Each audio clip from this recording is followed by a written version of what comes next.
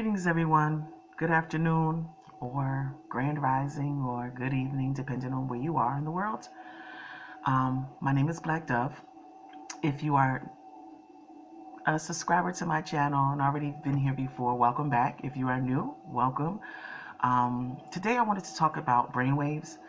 I've had conversations with various people about meditation. So I feel like, and Spirit has told me and guided me, if I talk about brainwaves and the role they play with our subconscious mind, connecting with our higher self and the universe, then hopefully it'll clear up some misconceptions and create an understanding of the importance of meditation, when to do it, not necessarily how to do it, because there's not a set formula for it, right? Although some may say it is, it's really not. But before I get into it, let me get a little bit of housekeeping done and out of the way. Subscribe to the channel, like this video, share it so others can find it, and hit the notification button so you're notified when I upload more content, right? Give me a second, I'm about to sneeze. So there are 5 types of brain waves.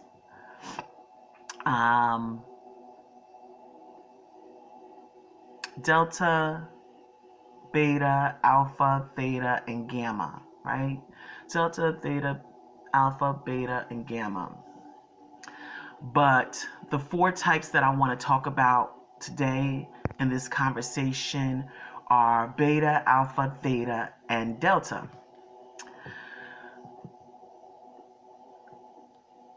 So before I really get into each one, it's going to be a quick neuroscience lesson, right? Just to let you know, so that way you better understand where your brain functionality is different times of the day, so that you understand when you should be meditating on when it's best to meditate, right?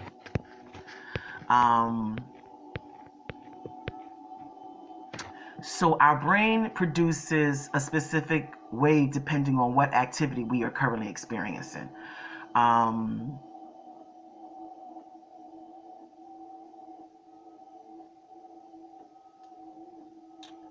Brain waves are measured in hertz. I'm sorry, I was trying to really pause for a minute because I'm trying to figure out how I'm going to explain this, which is just the number of vibrations or cycles that your brain, the brain wave is measured at per second, right? And basically hertz is how is the rate at which it repeats itself. Beta waves vibrate at about 13 to 35% hertz per second, and associated with the mental state of being alert, engaged, thinking, problem solving, whereas alpha waves vibrate at about 8 to 13 hertz per second, and your mental state is a little bit more relaxed, has a calmness to it. You're more likely to do that like daydreaming type of thing. You're in a more state of mindfulness, mindful awareness, really, what many refer to as being in a lightly state, meditative state, right?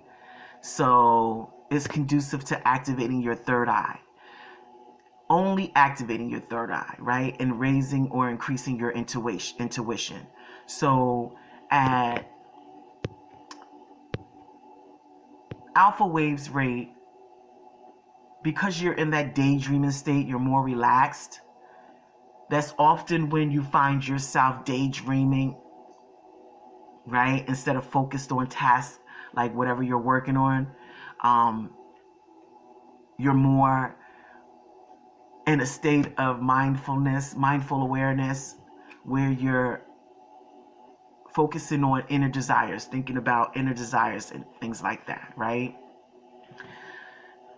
instead of being like focused on task or focused on work or focused on something that you need to get done. Theta waves vibrate at about 4 to 8 hertz per second. This is where our state of mind is deeply meditative, right? So it's basically the bridge between conscious and sleep. It's the this state of mind where the subconscious mind is open. You have vivid dreams. Your brain produces theta waves 2 times of the day, before you go to sleep and right after you wake up. And it's at these times that I recommend, or anybody probably who knows and understands will recommend, for you to meditate. Meditation actually increases theta waves, and since this is the mental state in which your subconscious is open, this is the state in which one has the ability to access your subconscious mind, your subconscious wisdom that is potentially associated with your third eye and your crown chakra, right? So increasing your theta waves supports the development and the function of your third eye and your crown chakra. Let me explain that a little bit more. So I'm going to say it's ritually, because everything we do is a ritual, right? And I've mentioned this in maybe beginning videos when I first started my channel and posting videos, making videos and posting them. Everything you do is a ritual. I swear, my loved one who was sick, I was up taking care of them. I'm sure I'm catching their sickness, as I didn't have all of this mucus yesterday. Where was I? Oh, I practice it twice a day. I do it more than twice a day, actually, meditating. But ritually, I do it in the morning and before I go to bed. And to be honest, I listen to meditation music to a level of I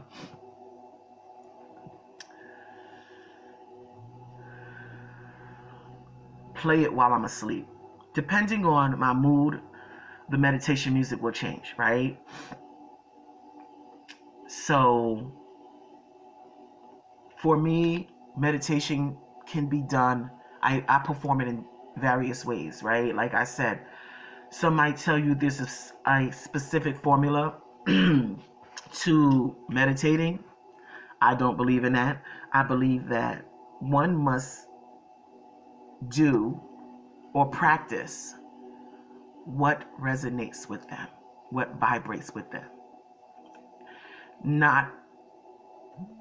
It may change over time, but in that moment, in that time, and in that space. So my morning meditation consists of several things. I have altars, as I am a high priestess, so I have altars. I have my ritual of my daily morning offering to the universe, the spirits, the angels, and the ancestors. And then from there, I meditate in that space, right? So I find the time, and it doesn't have to be long. So I've been asked how long. I recommend and I suggest, for someone who's not into meditation and has never meditated before, maybe 5 to 10 minutes, because most people's attention span really doesn't go beyond 5, 10, 15 minutes, 20 minutes max. Like 30 minutes is pushing it, right? After 30 minutes, most people are on to the next thing. They can't focus beyond that, right? So it's important to do it in small increments at first. I sit for long periods of time. I can sit for an hour or so, but I've been doing meditation for years, for 20 plus years, right? For me, it doesn't take much to settle into that relaxed mode um, that deep state of meditative mind, right? And like I said, the more you meditate, the more theta waves you produce. So as I started meditating more, I had to not only because I've noticed that I become I needed to clear out energy, but also because I started recognizing the tension that my body was holding throughout the day as I was at work, communicating with other people, interacting with other people, and stepping into their energy, right? I noticed that I needed to kind of shift my brainwave, um, shift my chakras, flowing in my aura, right? Because we're stepping into each other's energy as we go out throughout the day. So I often will take a midday moment to meditate. So like on my lunch break when I was working, because I no longer work for someone else and I work for myself. Um, I would, on my lunch break, instead of having lunch, majority of the time, I would sit in my vehicle, put on meditation music, or sit calm, like quietly, and just be put myself into a more relaxed, mindful state.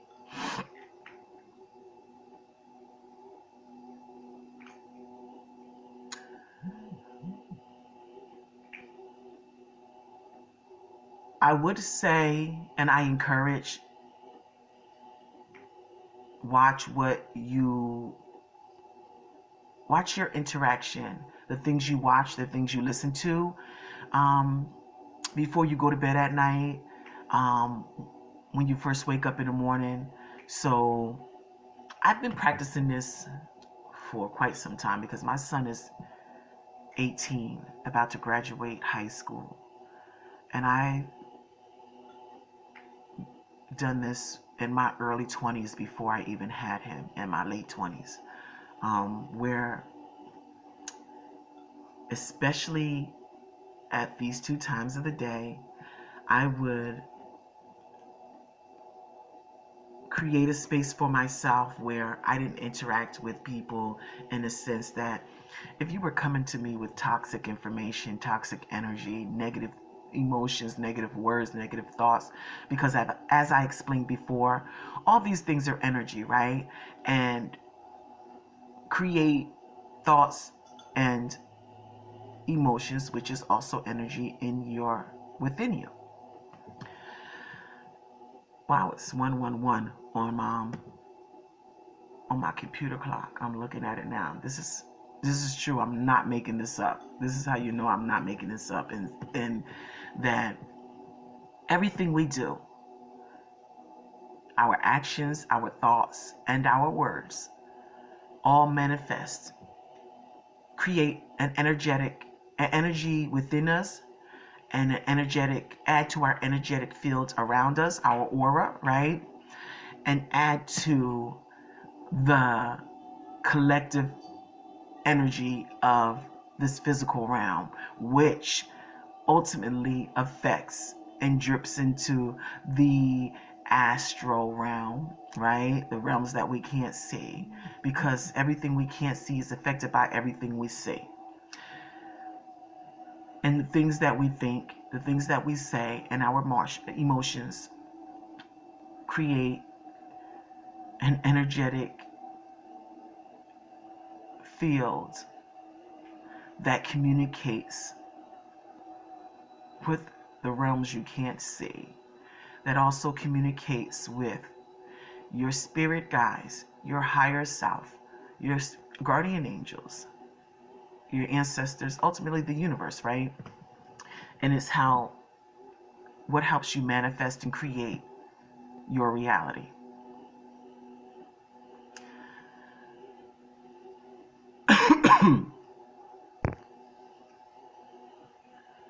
So ultimately, you must be mindful about what you say, think, see, and hear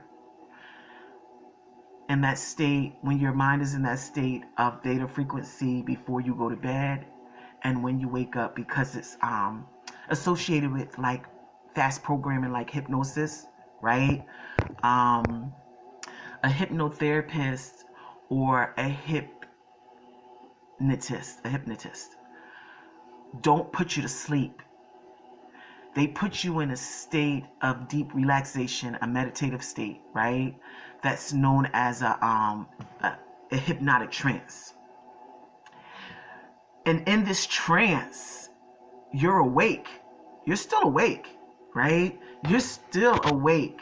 And you're still aware, but you're more in an open state of mind where you're open to suggestions, right? Which leaves you open to suggestion. So just for the record, so no one's confused, a hypnotherapist and a hypnotist does not put you to sleep. And there's a difference between the two, right? A hypnotist is more so an entertainer, someone who does it for entertainment functions, right? Like you'll go to a party or sometimes you'll go to a show and there's a hypnotist there, right? Ooh, excuse me. I'm about to sneeze.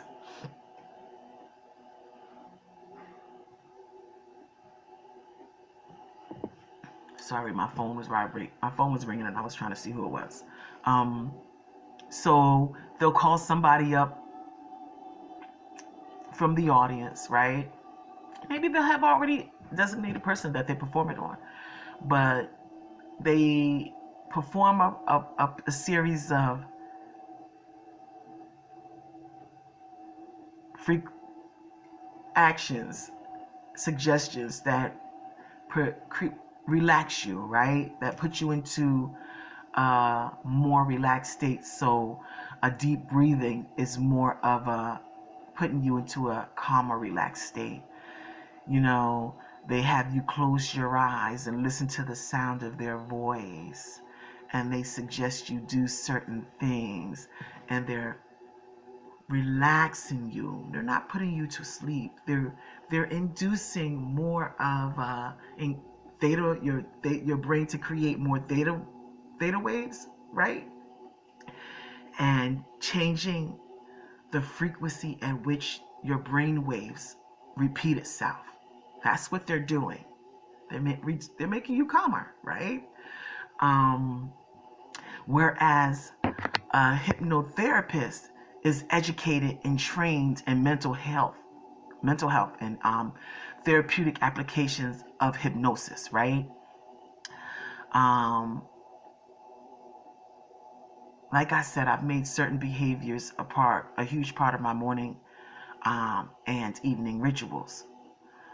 I advise not to watch TV or play video games before bed or first thing in the morning when you wake up. I like to I have the habit of repeating my affirmations in the morning and before bed. So it's kind of helping with that reprogramming of your thinking, and your thinking creates positive emotions in your heart chakra.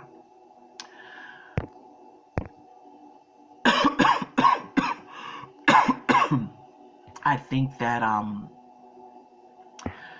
what's important to understand is that your thoughts are creating an energy, right? In two ways. They're going into the astral realm, into the world which you can't see, and they're also creating energy, emotions within your heart chakra, right? So your heart chakra has this electromagnetic force. It's very powerful. So it is basically pulling in, and I've mentioned this before, trauma, all kinds of emotions enter into your body, into your energetic field, your energetic aura, into your energetic centers, which are your heart chakras and your throat chakra and your solar plexus. They enter into your body through your heart chakra. A lot of them often get stored in your lower chakras, which I've mentioned before, but they ultimately enter in through your heart chakra. And you have a heart chakra, and then you have a higher heart chakra. So your thoughts do create emotions and energy, right? So, because here's the thing, and this is true, and you'll probably notice it within yourself. And if you haven't noticed it before, or even like really taken account of it before, you'll start to notice it after I've explained it to you. If you are overthinking something, right? Say a negative thought pops into your brain, right? And then you start to run away with that thought. You start to obsess over it, and it becomes another negative thought and another negative thought. I can't even talk. After a while, you start to feel like a little shitty, a little crappy, anxious maybe. Some might feel depressed. um, this is how you create the negative emotions within you, right? Because emotions are all energy. They come and go. This is why they come and go. Some fade, some stay. Others are more powerful. I can't say than others. I would say that emotions are very powerful, whether it's a positive one or a negative one. It just, some are negative and keep you in a negative state of feelings and mind, right? And then others are positive, and they energetically boost you, and increase and help it go back and forth between thoughts and things like that, right? So I think it's important at these two times of the day, in the evening and in the morning, to be more mindful of not just what you're thinking, but the things you are listening to, the things you are watching. I don't advise the first thing you do in the morning is to pick up your phone. And I know we're all guilty of it, right? We wake up, and the first thing we do is we pick up our phone, maybe to see who's called us, what messages we have, or to scroll through news feeds of different things. I don't,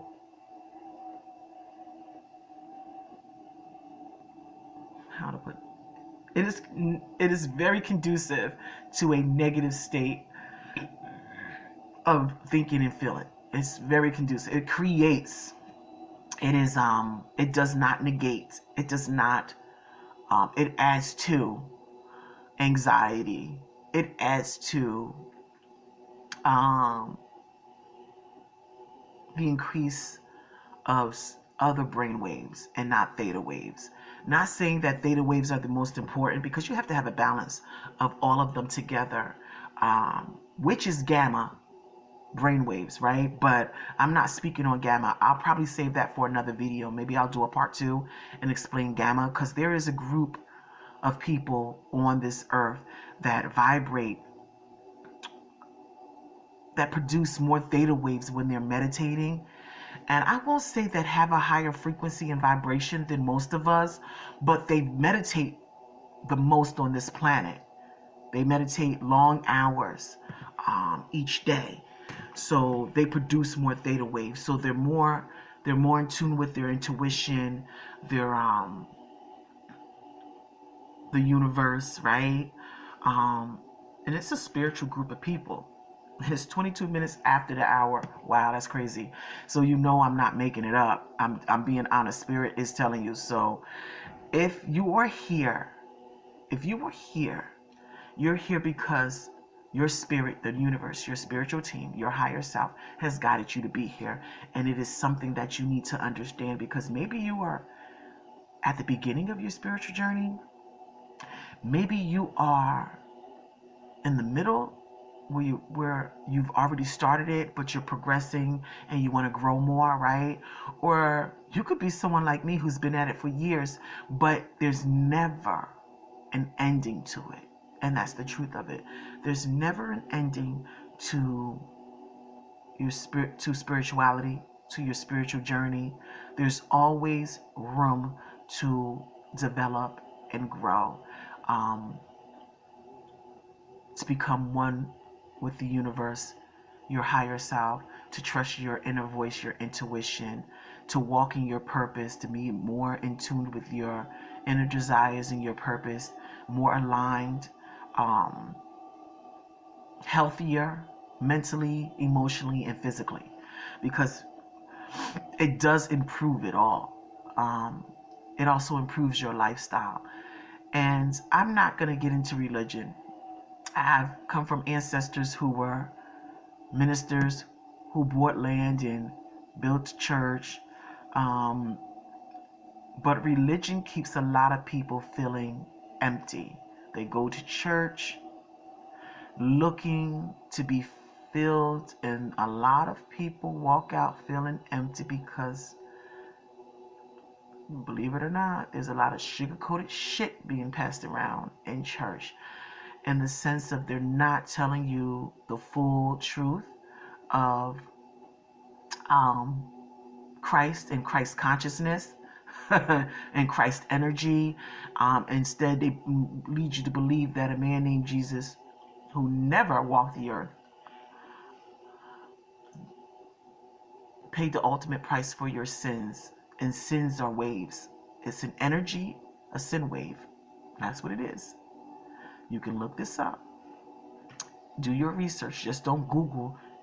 Go beyond Google. So once Google, you go to Google, keep looking, reword your research, look for books, and you can look this up and find books that explain the sin wave, because the Bible tells you we're all born in sin. We're all born in a sin wave and a certain energy. It's an energy field.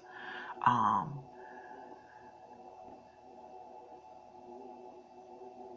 think meditation, because meditation is simply a form of praying, right? Talking to one's higher self, that's connected to the universe, talking to the universe or God, if that's what you would refer to it as, talking to your spirit guides, your angels, and your ancestors. It's a form of prayer. So instead of thinking you need to, so if prayer for you is being on your knees and that works for you, I don't suggest bowing your head, because who's beneath you? Who's beneath you? What's beneath you? What's down here that you need to talk to? What's down here? Who are you conversing with? Who are you speaking to down here? Right? So I can say that because I've done that, right? I've done that. I've practiced that. I practiced that on my spiritual journey. Even when I was on my spiritual journey, because my ancestors built a church, I have a deep rooted connection to African Methodist Episcopal. But even before, even when I grew up, as a kid, I was having visions. I've seen spirits. I've had been guided, but I still went to church because I was programmed to believe that my eternal salvation, my soul salvation, was in the hands of a preacher at church, going to church. I mean, I've read the Bible through and through, front to back. I taught Sunday school. Real talk. I was probably the youngest Sunday school teacher. I started when I was a young woman in high school. I taught preschool, kindergarten age children, first grade, like that age, you know, second grade. And I caught on quickly to the programming that was being done. And I had a spirit that came to me and still comes to me to this day and was telling me, because I was reading I hung out up in the city because I live in a New York, Connecticut, New Jersey, tri-state area. I had friends in the city. I hung out with guys that were very intellectual, some referred to themselves as woke, some were Christian, right? Just like myself, raised Christian, probably more devout Christian than me. And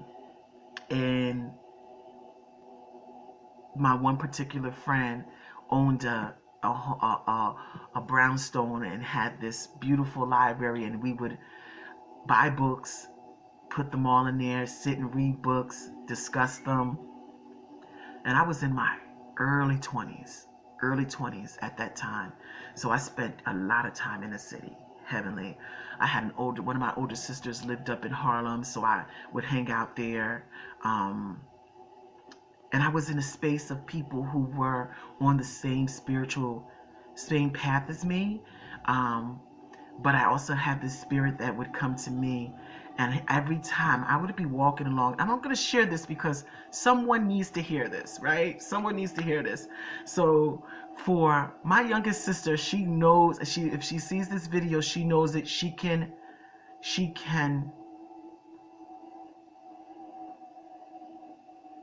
speak on me sharing this experience with her. And she could probably speak on her similar experiences, right? I would be walking down a road. It would be trees, fields of flowers, houses. Maybe I'd pass, but I'd just be walking. And I would get to that state in this vision, right, where I would get tired and I'd be like, oh my goodness, am I ever going to get there? Am I ever going to get there? How long is this going to take? I'm tired. And this guide, I'm going to say spirit guide, would come out of nowhere, heavily melanated man, had this light energy emitting from him that looked like the sunlight, okay?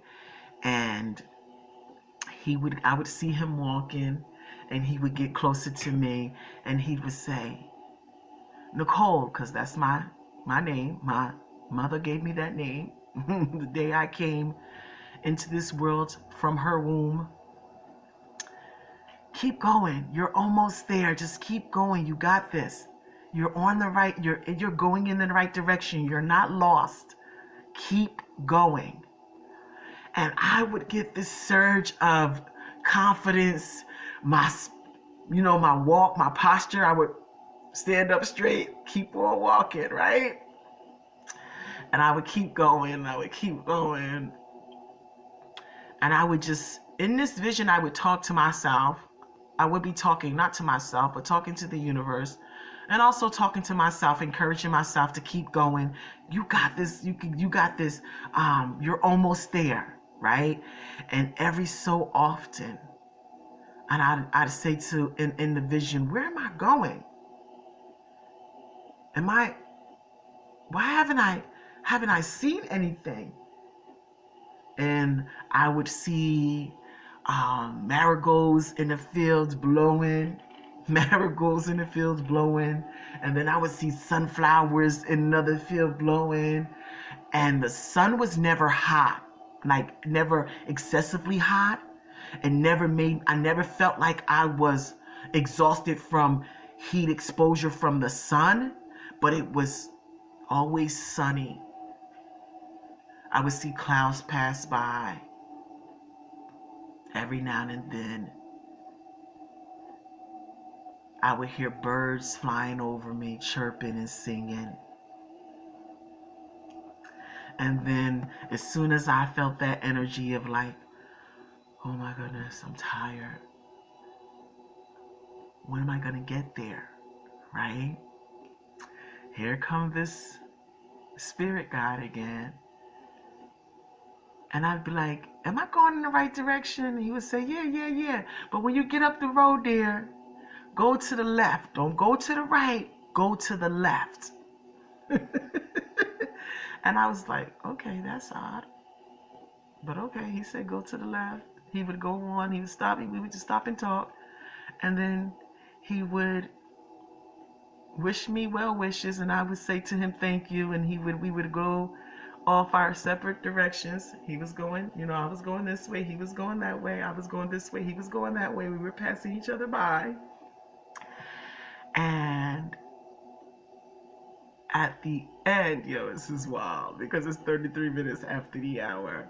I'm about to tell y'all, at the end of the road, after I made that left and I still continued, when I got to the end of the road, I came to this huge home. It was huge, yo. It was like, you talk about mansions that we live in, that people live in on this plane, had nothing compared to what this was. This was like, what is the word for it? It was a mansion. It was like, there's a word. A compound of a mansion. It was like gated. It was completely covered with shrubs around it. Didn't have a fence, but a gate. It did have a gate that you had to walk through, but it had beautiful trees and 4 acres. Going for miles and miles, and the building was huge, and then there was other small buildings. And I heard a voice. I didn't even hit the buzzer at the gate. I heard a voice say to me, "It's about time you got here. We've been waiting on you." And the gate opened up and I walked in. And I looked and I saw one of my aunts who had passed away. And I looked at her and I said, "What you doing here?" And she said, "What you mean what I'm doing here? We've been waiting on you." And I looked again. And then I saw one of my uncles who had passed away when I was a young girl. A teenager, like preteen, teenager type of age. And he said, "Girl, we've been waiting on you. We've been waiting on this party. We've been waiting on you. Where you been?" And I was like, "I've been walking. I had to walk here." Like that. And then other family members, some that I knew, again, family members that I knew, and some that I did not, that I never met in my life, were there. And then went into they were all walking me, and I hear people saying, "Nicole's here, Nicole's finally here, she's finally here, she's here." And and the gate closes slowly behind us. And I just remember feeling so loved and excited, and walking into that house and seeing so many people that I hadn't known, but the ones that I did know, and seeing loved ones that were watching over me, and I knew they were my loved ones because I felt the love between me and them that was unspoken, and I knew that I was with the ancestors. And one of my aunts, who I won't say her name, but she passed away, and her and I were close. Her and I actually worked at a job together. She was my supervisor. At the time, I was a young girl.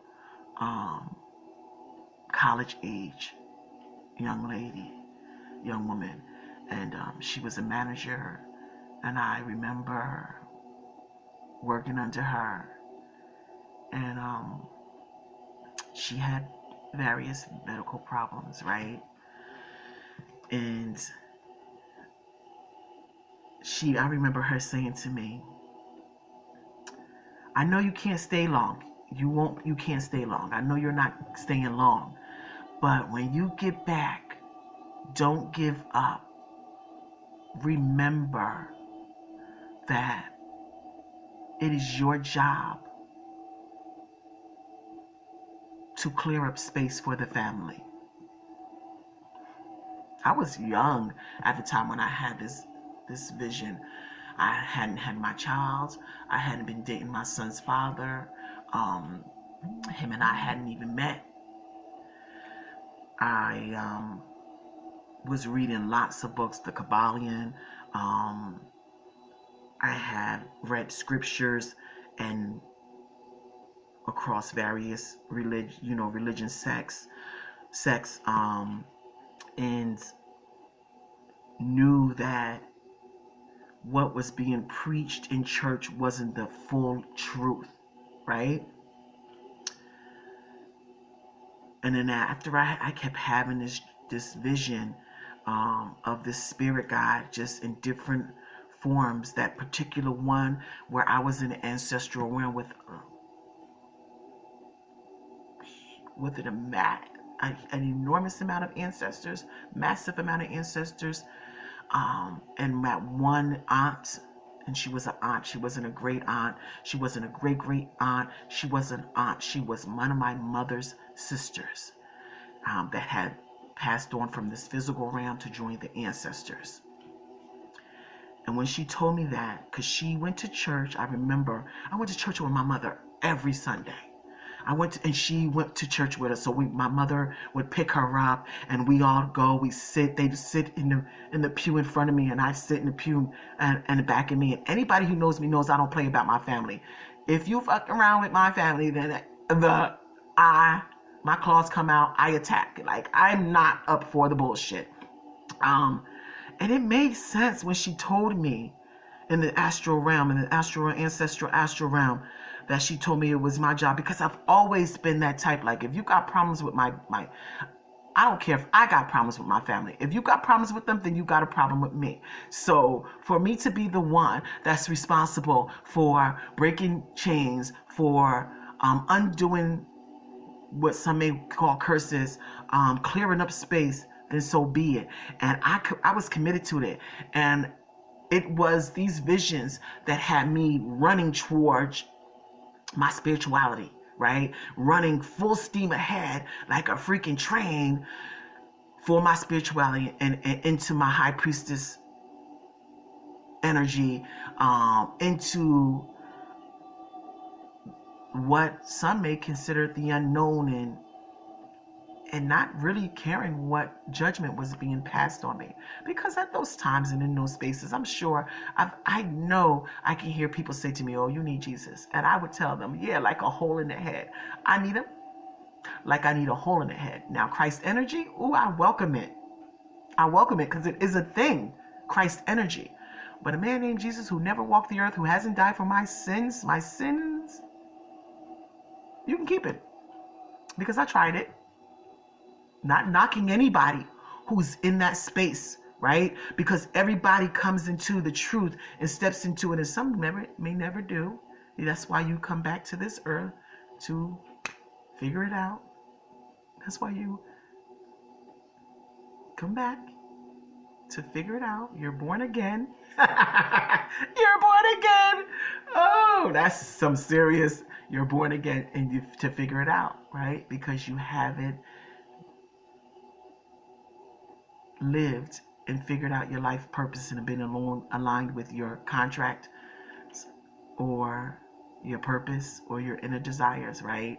I don't want to give too much. I don't want to overload a person who especially is new to this and wants encouragement. I encourage you to research, to ask for guidance from your spiritual team, your higher self, your ancestors. I encourage you to look into rituals that clear up space and energy, that brings you into spaces where you need to be energetically,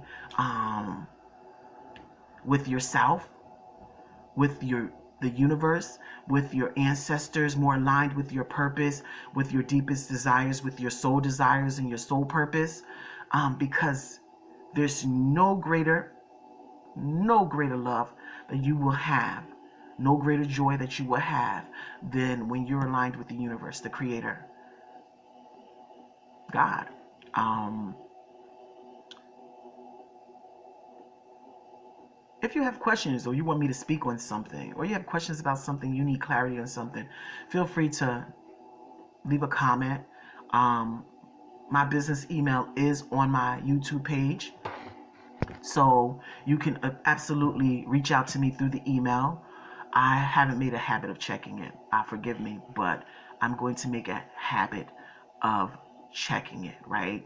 Because what you need to know is your every thought, every emotion, it carries a distinctive vibration with a specific frequency, right? Um,